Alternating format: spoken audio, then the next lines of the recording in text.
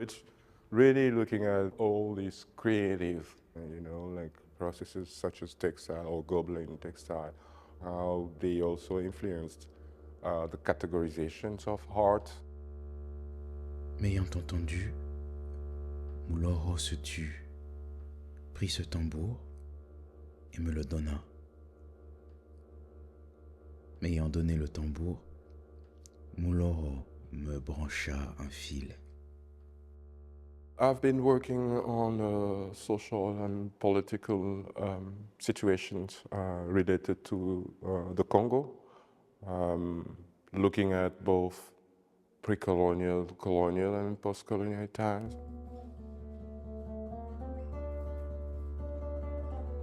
In this exhibition, it's a selection of last works that have been produced and that are linked to my research as a PhD scholar.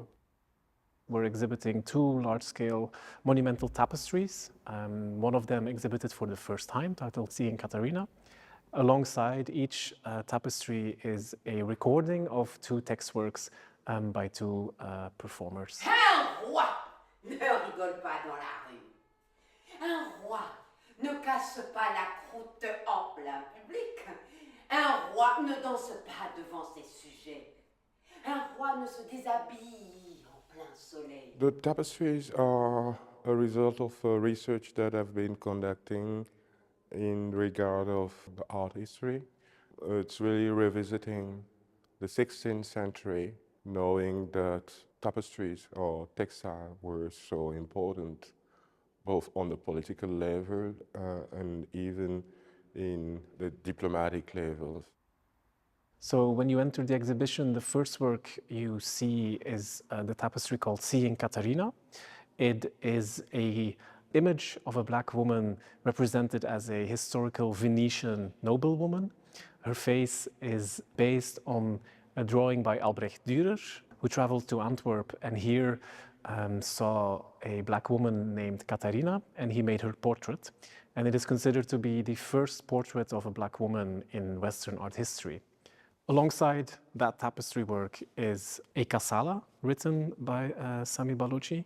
It's a form of writing / knowledge transmission that Sammy has been studying for a long time, and he finally got around to writing one himself, and that is audible when you look at Seeing Katarina. Sukali, sukali.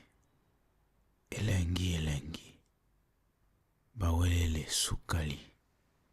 Elengi, elengi. The second tapestry on view is Rethreaded Indies. It's an image that shows a diplomatic scene, if you will, where in the historic Congo Kingdom, they received a delegation of international European representatives of states. And it is an image based on a historical image that Sammy found. So what Sammy did is he took that reference image from a historical source and created this tapestry using a very traditional Gobelin technique. So there are these well-known Gobelin textiles that were made in France that were donated by the King of France to different diplomats and different empires that France was collaborating with. These tapestries were based on visual representations of Native Americans and some Congo diplomats or slaves.